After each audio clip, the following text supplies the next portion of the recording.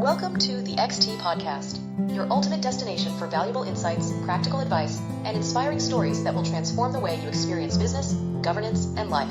Join your host, Ashutosh, as he dives deep into three distinct editions: Customer Experience Edition, where industry leaders discuss CX strategies, product brand, employee experience, digital innovations, and best practices for improving customer engagement, retention, and loyalty. Hello, Michelle. Ciao, ¿cómo estás? How are you doing today? Good afternoon, and thanks for having me. So it's a pleasure. Thank you so much for accepting my invite to be a guest on the show. And with you, Michelle, I was very keen to have a conversation deeply on your area of passion, which is luxury retail.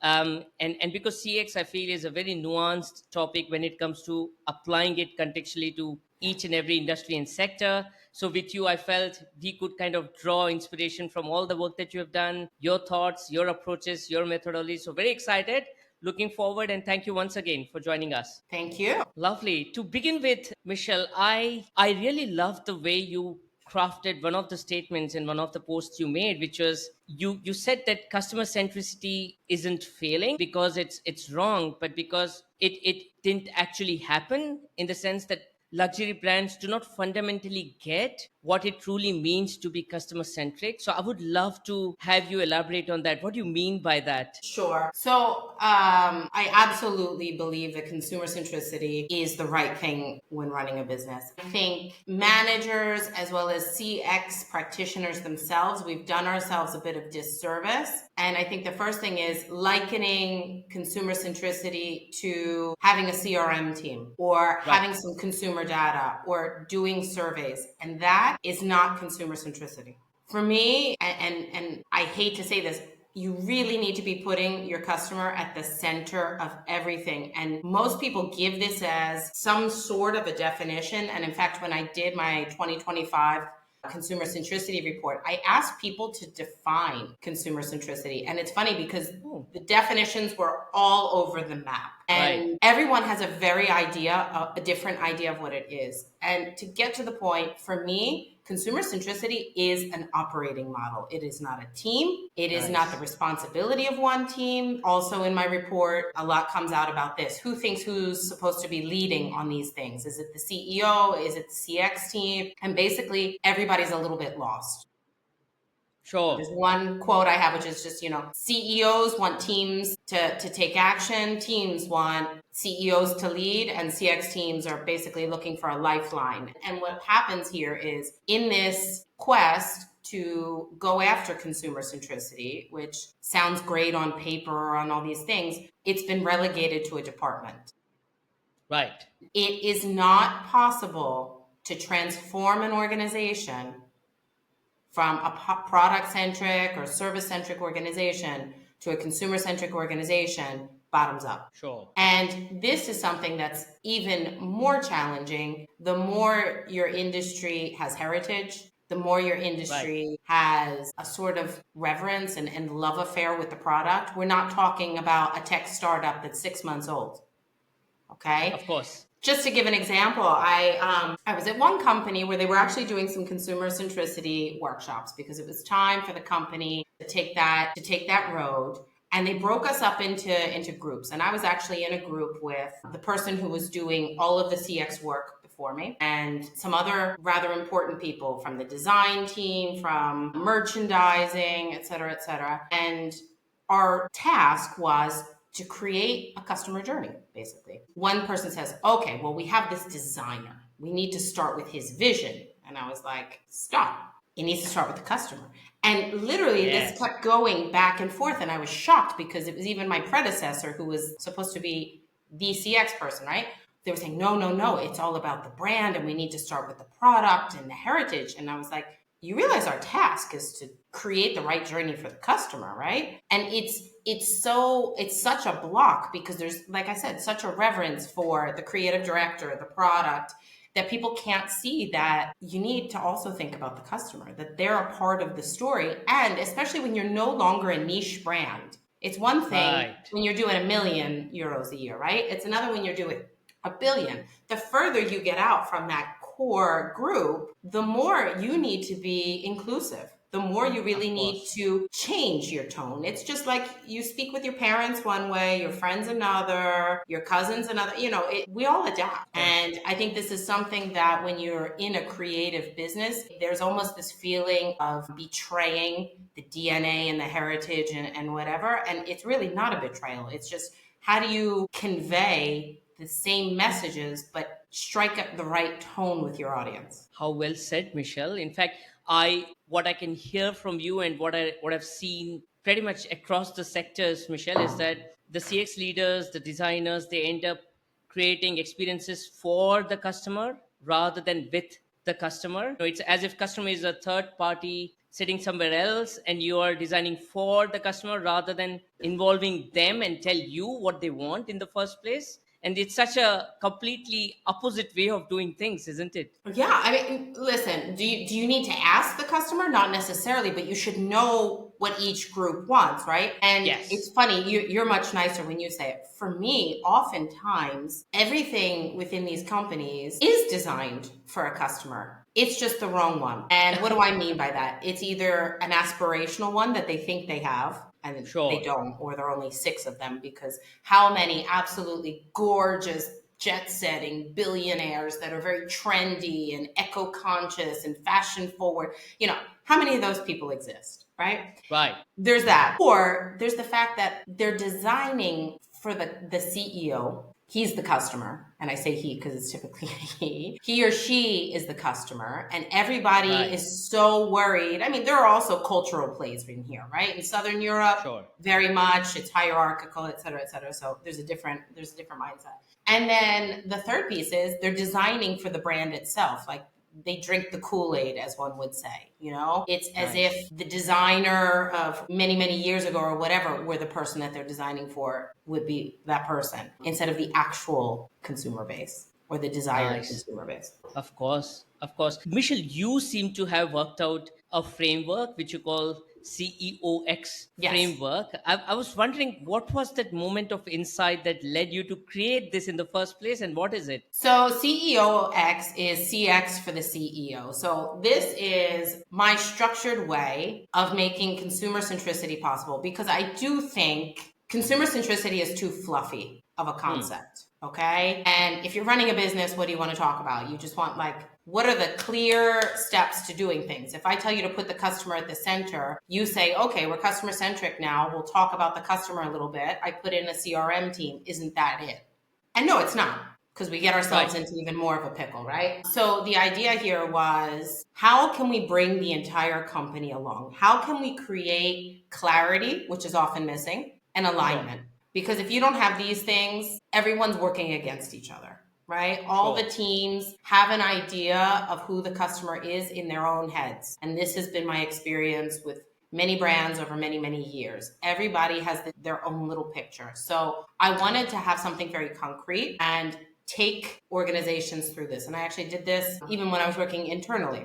How can we make these things tangible? Right. How can you get everyone looking at the same documents, looking at the same data? So that was the idea behind it. And the fact that it's CX for the CEO is, it really focuses on consumer centricity. I don't delve so far into, I'm not going to look at your campaigns and what you're doing. And I don't want to be on the more operational end. It's really how to help CX teams by getting management on board. Because if you don't have the consumer centricity, doing CX in any one of its facets, customer service, CRM, customer insights, is a really challenging job. And it can be Of very course. frustrating, because you always feel like you're one going against the many, and you're like running uphill and everybody's stuff keeps sliding down on you.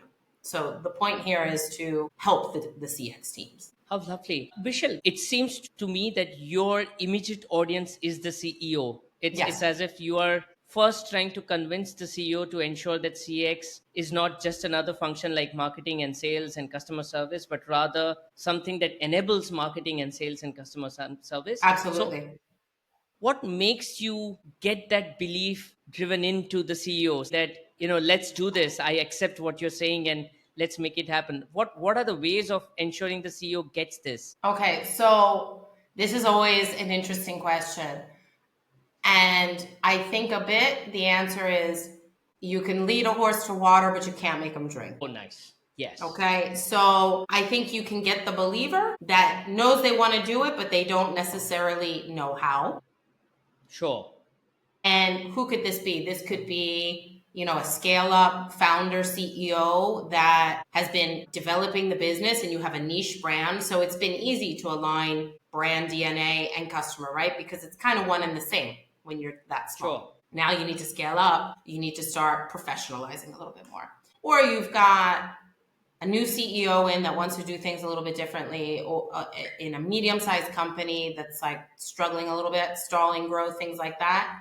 And either things have to break, and by breaking, I mean lots of investment in tech, in loyalty programs, in human resources, and not getting your ROI on them. Because the truth is, those aren't the answers, right? If you don't have the strategy, the process, the organization, the tech doesn't really help. It gets you maybe a little bit. It'll never get you what you put in your business case. Absolutely. It seems as if, Michele, you have personas for the CEO as well, not just the customers. You clearly have Of personas course. for what kind of CEO. How wonderful. This is the first time I heard this perspective on, rather than convince any and every CEO, you first try and figure out if that's the CEO who can be convinced. And Listen, is if there you just a had how caught me challenge? 10 years earlier in my career, I probably would have been trying. And in fact, all of this, you asked earlier, what was this framework born from? It was born from my frustration as the CX person, right? How come I wasn't able to get everyone on board? And when it's just you in the company, you think it's you.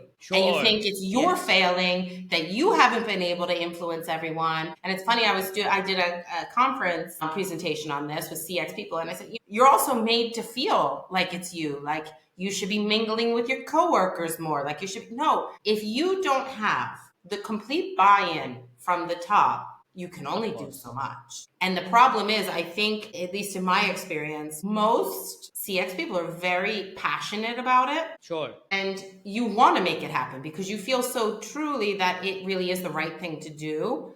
And I probably, if I had had something like this, I would have saved myself a lot of time, energy, and anguish, right? Like it is the CEO's job to set you up for success. And it's in the CEO's best interest because I am very much business person first, CX person next, meaning I don't do this because I want some warm, fuzzy feedback from customers. I don't do this because I think it's really nice to get a good NPS score. I hate NPS. I do this because this is the best value for your money in terms of business investment. If you get your consumer locked down and you know how to manage your consumer, every lever becomes less expensive, right? You drive up your rate of return. I mean, this is honestly the easiest way to do business. Of course, of course. In fact, I wonder, Michele, if you look at the traditional approach to CX, it was all about showcasing the NPS scores and the trend lines in terms of how the score is moving, possibly customer sentiment, the warm and fuzzy emotions, or possibly the red flags. Now it seems to be more about how can we connect the CX program to business metrics, to marketing metrics, sales metrics, retention, expansion, cross-sell, upsell, which seems to be great. But you almost are saying, while all of this is important, the first and foremost thing to do is the structure itself. Who does CX report into and how they're empowered to do what they're supposed to do? So is there a reporting challenge or recommendation coming from you in terms of who the CX should report into? Should it be the CEO? Should it be, which function should it report into? So for me, the CEO should be the chief customer advocate. Okay, let's start from there. That should be the most curious person about the consumer. Now, in a smaller organization, I really believe that all of CX should report into the CEO. Now, I don't mean on the N-1 level. I mean like literally be like their tactical unit, the CEO's tactical unit, in the same way that a strategy team would be, okay? Like operating in like the nucleus of the company to really be talking about long-term strategy. Where are we 3 to 5 years out, 5 to 10 years out, right? Not just the 1 year strategy with marketing, retail, etc. So this is CX from a strategic level. Then in terms of, and then for a larger organization, obviously this isn't possible, right? One person should only have up to 7 reports.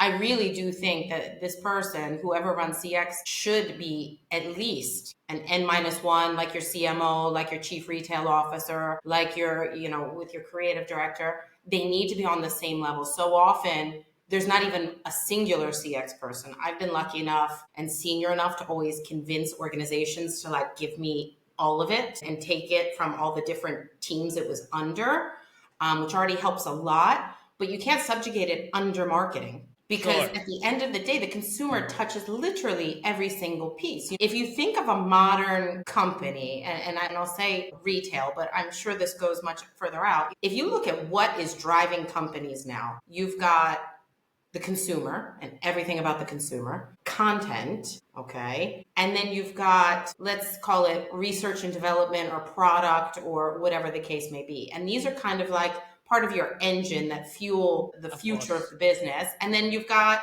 all the teams who need to make it happen today. And that's how important I see the consumer bit. And if that's not possible, then yeah, you can run it as part of the C-suite, but it definitely needs to have a seat at the table. It cannot be part of one team or another because it should be the first thing to inform all business strategy. I can't tell you how many strategy documents I've seen where they have said, Consumer centricity is one of our pillars to go forward. So therefore, we are investing in CRM. Here's Michelle. We are investing in tech. Here's Salesforce. And there you go. But then we went no deeper, right? Which customer are we going after? In which phase of their life cycle? Are we all on the same page?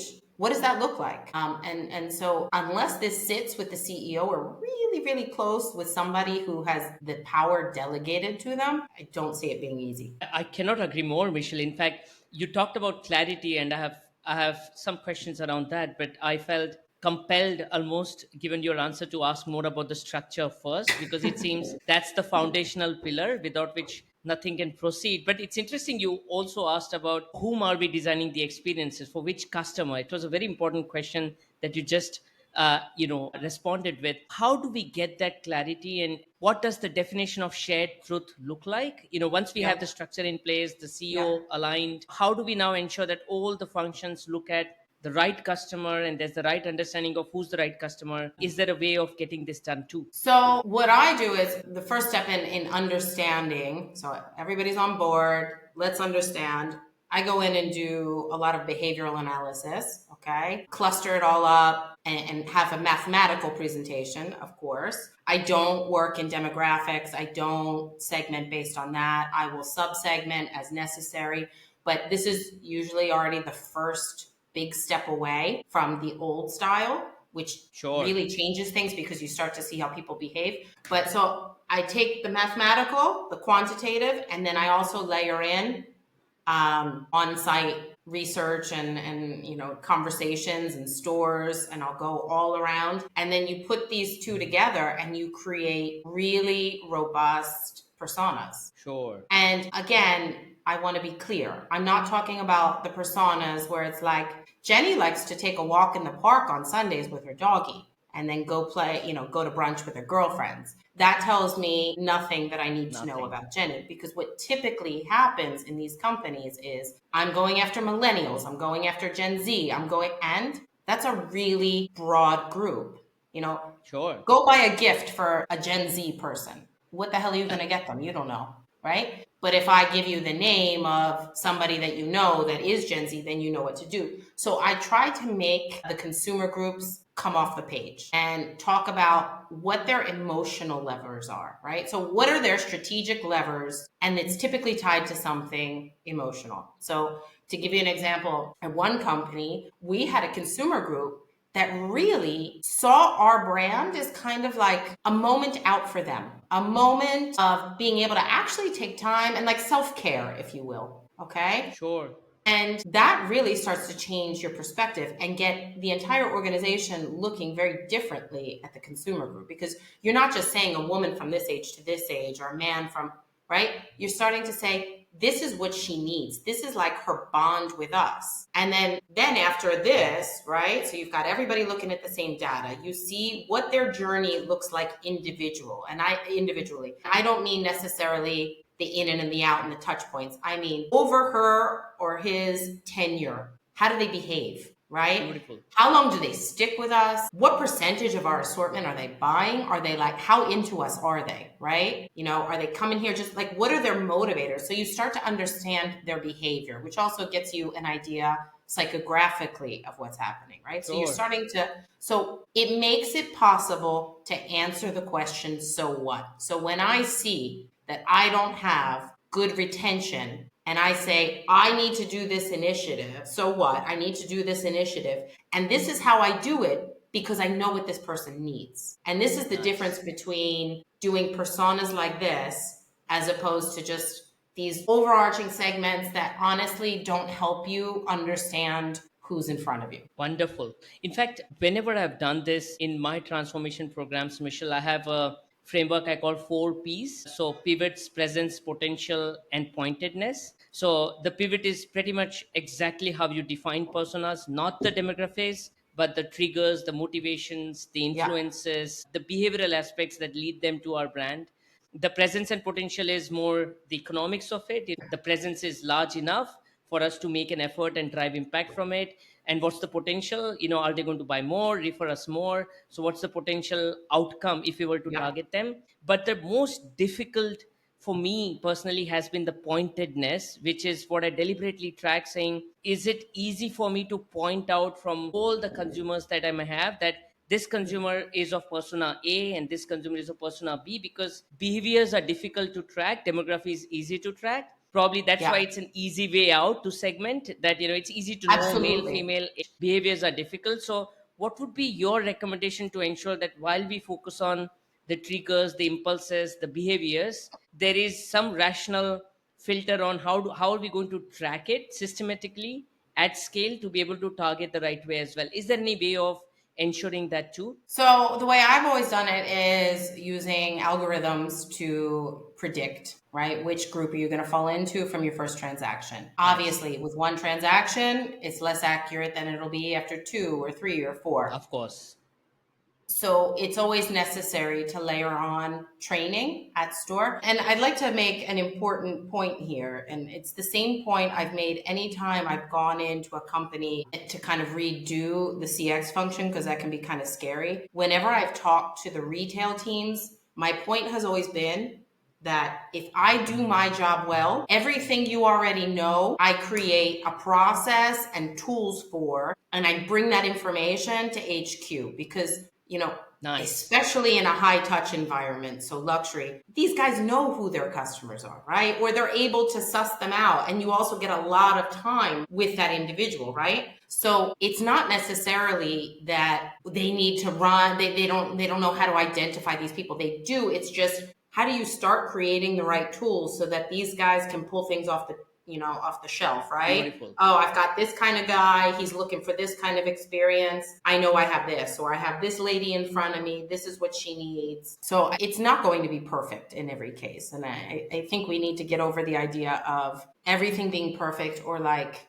there's technology in stores where you've seen this, the perfect store, you go in, it says your age, it says all this stuff. And I think that we conflate things a little bit too much. I think our retail teams are usually probably better than we think. I've often commented and even written articles about the fact that the retail teams are actually the ones cleaning up the headquarters mess most of the times. They're the ones being the bridge and saving the customer experience at the touch point, because like the HQ, whoever is responsible for it, has created like an unmanageable experience, but they bridge it and they hide it basically. So Absolutely. I'm not that concerned about them. For me, it's more about how do you get the rest of the operation to run well so that the team on the ground, your boots on the ground, always has what it needs, because they can use their own discretion. That's it.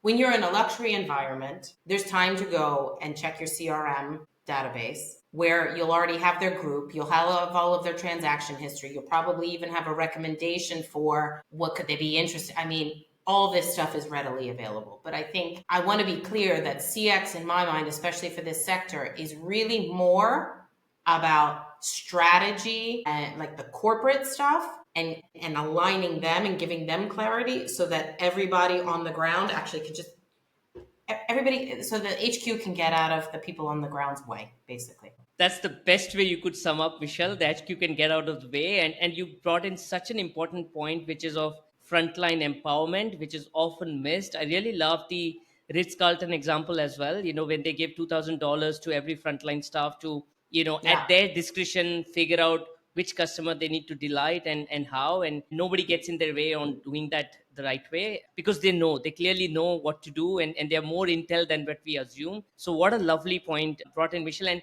you talked about strategy. Imagine that we have fixed the CEO's belief, the structure is in place, the strategy has been worked out. Now, when we are focused on the action, or rather the strategy for action, our default usually is for focusing on the product, on the Yeah. journey, on the touch points, and not on the people for whom we are going to drive all of this, right? How do we shift that focus and ensure that the action is all oriented towards the people and not about the journeys and the products and the touch points? So what you were saying about your 4 Ps when you do the personas, I actually divided it up into 2 pillars, because I think in my experience, people get a little overwhelmed if you go too crazy in the first one. So I identify who the consumers are in the understanding. And I like what you said, also who you might be missing, right? Because just because you have Sure. one consumer base doesn't mean it includes everybody you need. But anyhow, in the design phase, this is where we start bridging strategy and execution. So for me, the next step is, okay, great. You have a consumer base of X. Strategically, who should we be focusing on? Because there's more margin, there's more potential, there's more, whatever the case may be. Okay, let's start narrowing it down. Then where in their life cycle? Okay, now knowing this, let's talk about our brand promise or our consumer promise. Beautiful. And this is where we start aligning. Again, we're still on the strategy side, right? So Yes. what does this brand stand for? But now knowing all of these consumers that have a certain type of relationship with us, what is like this common thread between that and what we do? And like, it needs to explain our relationship and kind of be like our guiding light of how we act, you know? And it makes it easier to make decisions too, right? Because the questions, do we do this? If we make this decision, are we doing that? Yes or no? Okay, we know what we need to do.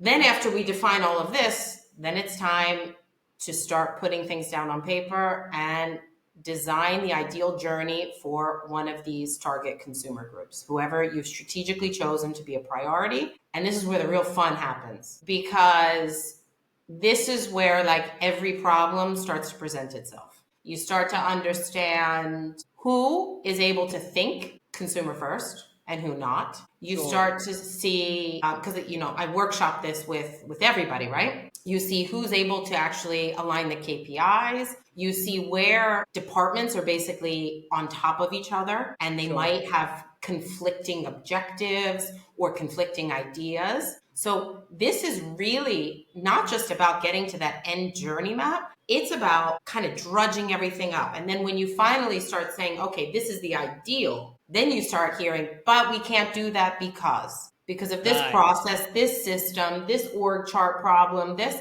And so you make like all these little notes, right? And you wind up with a journey map, but what you also wind up with is a roadmap. Beautiful. Right? And this is pretty common CX stuff, right? But I think, so most CX practitioners know this, but I don't think a lot of companies have been through this. So what you actually come out with is, we've identified process issues, strategy issues, org chart issues, cultural issues. Data issues, reporting, like it's everything. So this right here is the most important thing you can do together. And I do it in a really simple way. I like to use just like a little old Excel spreadsheet. You don't even need to do all the Post-its, and you can do really elaborate stuff. And I think companies get scared because they think you need really elaborate stuff, but it's about the work and the conversations, not the system that you're mapping this in and how pretty or ugly it looks. How beautiful. I love you mentioning the Excel sheet, because that's what I recommend. It's difficult to remap everything that you worked out on the Post-its into an Excel which is operatable. Why not start with it and have it Yeah. screen boarded right there and work it out? I loved that this is the right way forward, and there's someone else who's also advocating that. So thank you. Just keep it simple, Michelle, right? absolutely. Absolutely.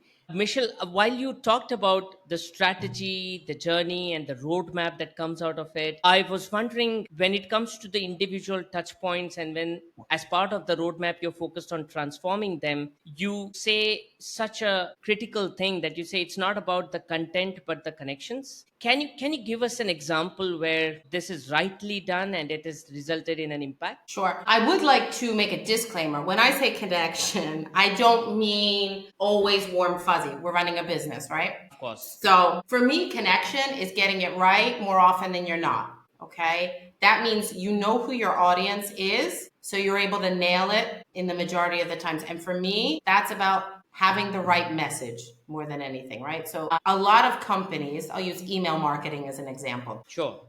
Because I've literally done this on 3 occasions, so it happens everywhere, right? Just really generic emails. It's always about our products launching. Here we go. Here's our new collection. Boom, boom, boom, boom, boom. And nobody clicks, nobody buys because there's literally no connection to me, the consumer. And we talked about when you know the personas, you know their strategic lever. So first of all, not every product is for everyone. Right. Yes. Right? So first, let's already stop bombarding everybody with everything. You know, if I know you, I know what's for you, but what's also not for you. And then I'm going to sell it to you differently than I'm going to sell it to someone else. So I need to connect. I need to start with what works for you. That one consumer we talked about where that person wanted, some self-care from a brand, right? There might be another consumer who just wants results. So what do I have to lead with? I have to lead with the results if you use this product. And when you change that and you actually just start connecting, and everything I'm talking about, and you're an engineer, is reverse engineering.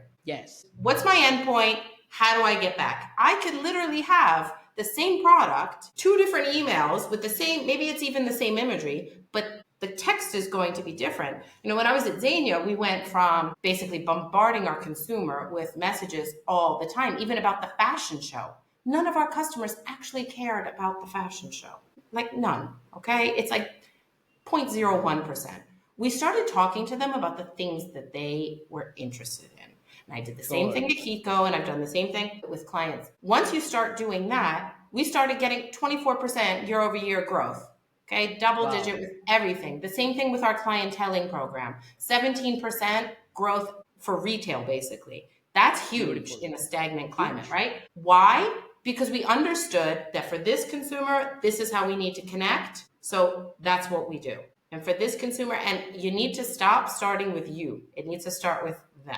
So to close it up, connection for me, again, is not what's my average open rate, close rate, conversion rate, et cetera, on the campaigns. I want to look at it and see which campaigns, what percentage of the campaigns are above benchmarks, right? Because usually you have a couple of good ones because you put something on sale, right? And it looks like everything's great. No, you really need to get in there and dissect and understand where you're hitting and where you're missing so you can continually tweak. Beautiful. I love the clarity, Michelle. It's almost as if you're not running campaigns on the product, you're running campaigns on the persona, and it couldn't have been emphasized any better. Michelle, I was wondering, while in this example, if you take the personalized targeting, is a clearly the right solution to opt for and drive and do, but can it be done without the right backbone and the support pillar, as you call it? And because it could be org design, it could be tech, KPIs, what not, and how do we ensure that while the solutions can emerge and the right solutions can emerge, there is enough foundational layer available to execute it as well? And what would be your recommendation to do this without too much of big investment needed? I almost never say first you need to invest. In fact, my entire value proposition is we start with what you have. Because in my experience, and especially in this sector, every sector is different, right? Probably in a tech startup, it's going to be a little different. In my experience, there is so much available and at everyone's fingertips that it's really a question of working differently, not changing things. I think we look too quickly outward and think our solution is something outward. So let me give you a concrete example. I have never seen data organized in a way to really drive consumer insights. So in every job I've had, not just in CX roles, in every job I've had, I've literally restructured the entire hierarchy of our product, of our consumers, of our communications, because just by adding different attributes that make me understand from a consumer point of view what the driver was for conversion or not, a whole world comes out and like explodes. So to everyone who thinks, oh, we need to do the social media listening and we have to connect this and we need the unified customer and we need this, I beg you to stop and think, because it's, are you utilizing what you have now? Because if you're not, getting that stuff isn't really going to help, because it probably means you're lacking some skill sets internally, you're lacking alignment, you're lacking the things that even when you have the big, shiny, sexy projects, it's still not going to work because you're missing that foundation. Does that answer your question? It does. And spoken like an economist, Michelle, you don't want to leave any of the assets under leveraged. You want to ensure everything that's available is utilized before you think of anything new. And I cannot agree more. I think the CFOs would love to hear that from you, Michelle, more than anyone else. Right? But it's not always an easy sell. I think that's the funny part. I mean, talking about the roadmap, when I do this, typically all of the projects to undertake in the short term are like really silly projects that Sure. are more what we call back in the States elbow grease, meaning just somebody needs to be the first guy to go and actually like attribute all of the things, and a lot of tedious work, and you know, the poor intern gets like seasons worth of data. But once you do that, right, then everything comes and is easier. And so many of those first projects are things that are really projects that you can do with Excel, that you can do with whatever your existing systems are. And I also think it's so important to work on those first, because if your answer is always tech or something external, I don't know about your experience, but mine, and as well as people I partner with on the technology side, it's like doing any type of tech implementation or integration becomes a nightmare, because you unearth so many things that you don't know about because you never really got your hands dirty with what you had, and what should have been 3 to 6 month integration becomes like a year, and then after that year you got to go redo it, which means the CFO, that's his or her nightmare, right? So you really set yourself up for success by just kind of taking a moment and just getting things cleaned up, getting that foundation, and starting to get people also to realize what you have, but also what you don't have, so that you start to really focus on the things you actually need. Because you start asking yourself the right questions, which lead to further out, we know we need to do this. When you talk about data strategy, everybody thinks they need every single data point in somebody's life. Okay, if you haven't started yet, maybe. But if you actually start using the data, then you start seeing what you already knew. And then like, what are the things that aren't just, oh, I'm curious, but things that'll move the needle. It's so interesting, Vishal. I mean, just the other day, I was talking to another guest on the show, Jeff Sheehan, who comes from contact center optimization. And he made the exact same point. He said that while you run thousands of surveys and expect, 20, 30 responses from it, and even that is biased, why do you ignore the 10,000 odd transcripts and data points you have available in the contact center and nobody's looking at it? It's as if you have a huge data which you're ignoring and seeking an incremental data which you won't get, and it's just counterintuitive. It's not useful and commonsensically weird to do in the first place. So I'm just so happy listening this again. It pretty much affirms that you should leverage what you have rather than continually look for something new. In fact, that brings me to another point, Michelle, which is we live in a world which continually is changing. The consumer landscape is rapidly evolving. So on one side, while there is enough and more for you to do within the tech data landscape that you have and continually improve, on the other side, there is the consumer landscape which is evolving as fast as well. So which means with these two forces, you have to continually be nimble, agile to adapt and move on. Absolutely.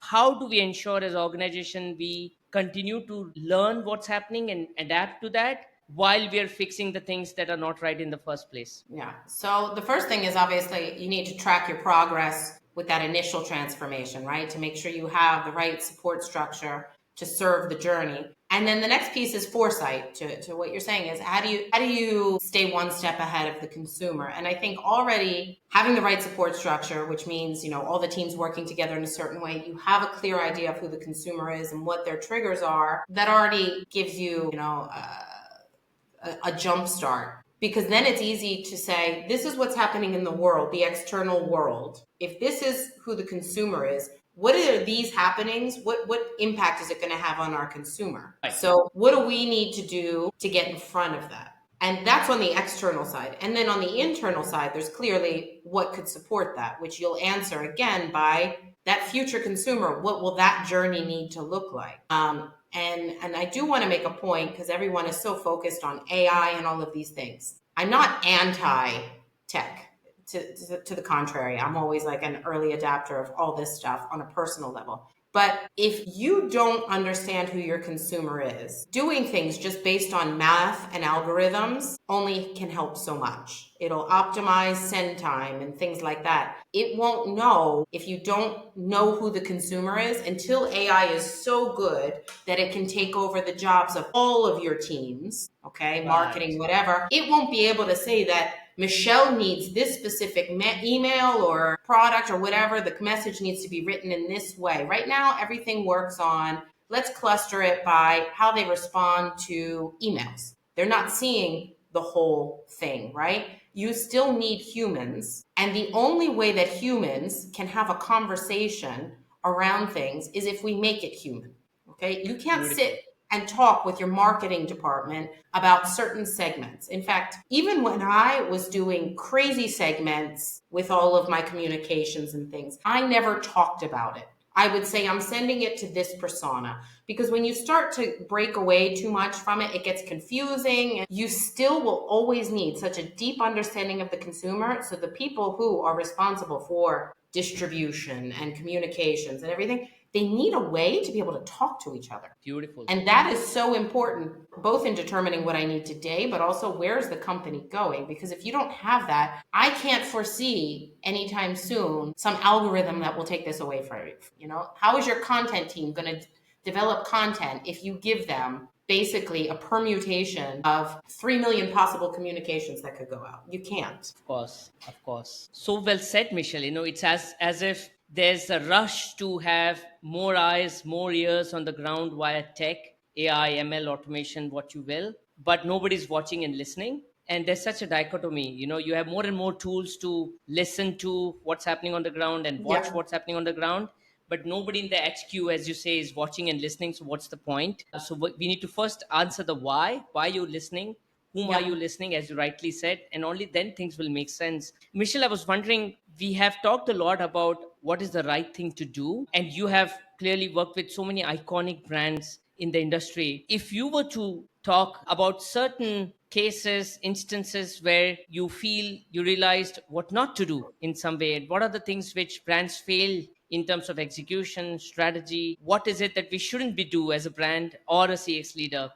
I would love to get those inputs from you too. What shouldn't we do? I think this is a big question. Again, I think we shouldn't minimize what the consumer is or be scared of creating a business that loses, I guess, the art or the creativity. I think the art is in fact in being able to align everything. And I forgot to mention it, but when you determine where your DNA as a brand matches up with your consumer, where this intersection is, that's your differentiation. And I think one of the things that happens way too often in this industry is we get tripped up by trends and competitors. And I see everybody worrying about what everyone else is doing. And I think there's this idea like we need to keep up and that's what will keep us relevant. I think it's actually the opposite.